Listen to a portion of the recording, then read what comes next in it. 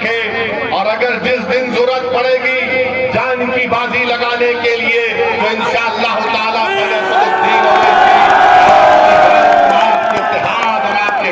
के लिए कुर्बान कर देगा। मगर नौजवानों, ये हाल आज हम देख रहे हैं कि कैसे उत्तर प्रदेश में एक ही समुदाय को टारगेट किया जा रहा है। गंगा में कश्ती में रमजान के दिन में हमारे 14 मुस्लिम नौजवानों ने रोजा खोला, उन पर इल्जाम लगा दिया गया कि उन्होंने गोश्त खाकर हड्डियां गंगा नदी में फेंक दी।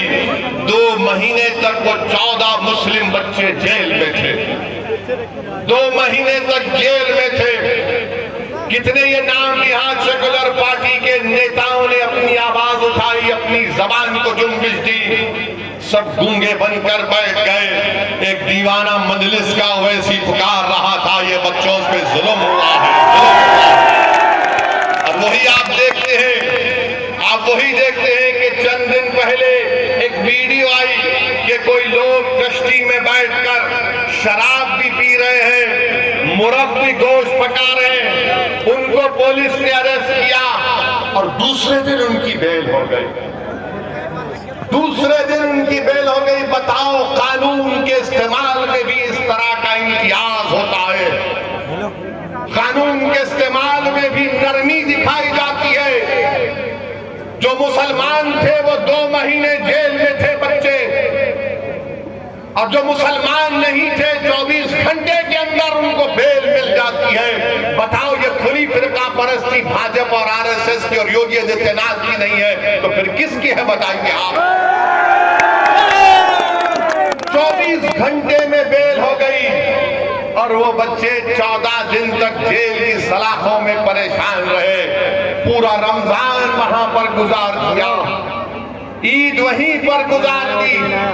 मेरे अजीज दोस्तों और बुजुर्गों, ये नाम निहाद सेकुलर पार्टी के कायदीन गूंगे बनकर ये सब तमाशा देख रहे थे। मेरे अजीज दोस्तों और बुजुर्गों, मेरी आपसे गुजारिश है कि आप इन बात पर गौर फरमाइए। याद रखिए, जब आप यहां से उठकर अपने घर को जाएंगे, मेरी आपसे ये गुजारिश है कि तुम यहां से फिक्र लेकर उठो, तुम यहां से सोच लेकर उठो, ताकि वो फिक्र और सोच तुम्हारे दिलो दिमाग में इनकलाबी तब्दीली को पैदा कर दे। याद रखो, बीजेपी और आरएसएस को रोकने की जिम्मेदारी सिर्फ उत्तर प्रदेश के मुसलमानों की नहीं है, उत्तर प्रदेश के हर नागरिक की जिम्मेदारी है। अब चुनाव आ रहा है और जैसा हमारा भाषण खत्म होगा, हमारे दोस्त टीवी पर जाकर जो हमसे बेइंतहा इतनी मोहब्बत करते कि अपने घर में अपने बुजुर्गों से नहीं करते हो, इसी से करते हैं, और टीवी चैनल पर बैठकर बोलेंगे ये हमारे वोट को डिवाइड करने आ रहा है। अरे कौन सा वोट डिवाइड हो रहा है बताओ? कौन सा वोट डिवाइड हो रहा है बताओ? कैसे बीजेपी चुनाव पे चुनाव जीत कर जा रही है? बंगाल का इलेक्शन हम लड़ने गए, 280 विधानसभा की सीट 11 हम लड़े, वहां पर भी यही इल्जाम लगा दिए।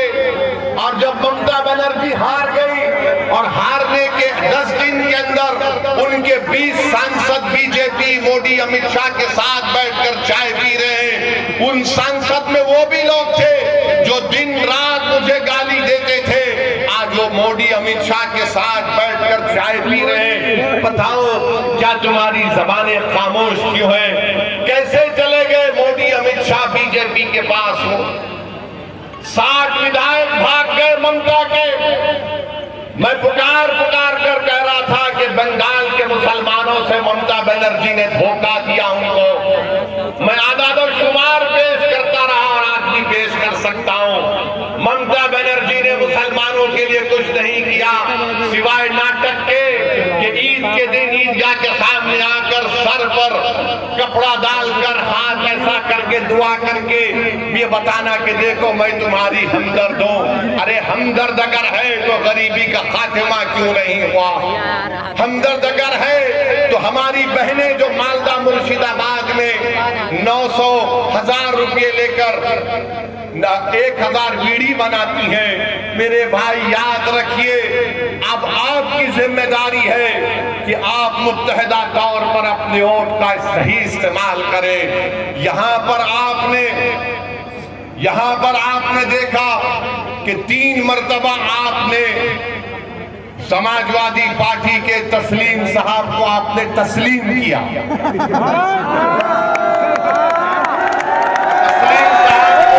तस्लीम किया, मगर ये ऐसे तस्लीम साहब हैं जिन्होंने नजीबाबाद की जनता को तस्लीम नहीं किया, मुस्तरद किया। हम साल में 2 मर्तबा चांद देखकर हमारे उलमा ईद का ऐलान करते हैं।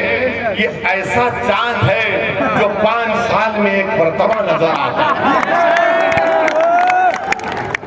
और आपने बीजेपी के डर से उनको वोट दिया तो तस्लीम साहब ने समझ लिया कि मुझे नजीबाबाद में कुछ काम करने की जरूरत नहीं है, मैं बीजेपी का नाम लेके डराऊंगा तो लोग मुझे तस्लीम कर लेंगे। सुन लो तस्लीम साहब, अब नजीबाबाद की जनता मजलिस इत्तेहादुल मुस्लिमीन को तस्लीम करेगी और कबूल करेगी। तो कोई काम ही नहीं किया। आपसे कहा गया रोड का काम करवाओ तो आपने कह दिया मैंने रोड के काम को रुका दिया।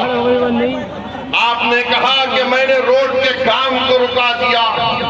गवर्नमेंट गर्ल्स का इंटर कॉलेज नहीं है, मेडिकल कॉलेज मंजूर हुआ, तस्लीम साहब सोते रहे वो कॉलेज कहीं और चला गया। एक बाईपास जो आजाद चौक झंडा चौक से हरिद्वार तक जाता है, उन्होंने कहा कि मैंने इसके काम को रुकवा दिया। क्यों रुकवाया भाई? आपके पेट में दर्द हो रहा था तस्लीम साहब। कोई विधायक ऐसा भी होता है कि काम को रुका देगा, मगर तस्लीम साहब को लगता है कि भाजपा का डर दिखाओ और इन लोगों को वोट हासिल कर लो। अब आप जानते हैं कि नजीबाबाद में विकास शहर में कोई नहीं हुआ। ये पूरी समाजवादी की लीडरशिप ढीली लीडरशिप है, एकदम बिल्कुल ढीली लीडरशिप। मैं आपसे अपील कर रहा हूं कि नजीबाबाद और बिजनौर जिले के विकास के लिए आने वाले विधानसभा में आप मजलिस इत्तेहादुल मुस्लिमीन को वोट दीजिए। और फिर बाबा ने आकर कहा था यहाँ पर कि इंटीग्रेटेड एथेनॉल प्रोडक्शन का 2017 में फैक्ट्री का संग बुनियाद रखा, 56 करोड़ रुपए खर्चा किए और कहा कि 40,000 लीटर एथेनॉल हर दिन में बनेगा। मार्च 2024 से फैक्ट्री बंद है। बाबा को फिक्र ही नहीं है, मगर बाबा से पूछो तो बाबा बोलेंगे अगर कोई रोड पर आकर सड़कों पे आकर गुंडागर्दी करेगा तो बर्दाश्त नहीं किया जाएगा। ऐसे करने वालों के साथ पीढ़ियों तक इसका परिणाम भुगतना पड़ेगा। ये बाबा का बयान है। माने उन्होंने कहा था 10 मुहर्रम के जुलूस के बारे में जो शहादत हुई नवासे रसूल इमाम हुसैन की, तो हम बाबा को बताते हैं कि जो 10 मुहर्रम का जुलूस है बाबा, वो नवासे रसूल की शहादत और अहले बैत की शहादत के सिलसिले में जुलूस निकलता है। और हम उनको याद दिलाना चाहते हैं कि वक्त के यजीद ने भी, उस वक्त के यजीद ने भी और इस वक्त के यजीद ने ही समझता था कि कमजोरों को खत्म करने से कामयाबी मिल जाएगी।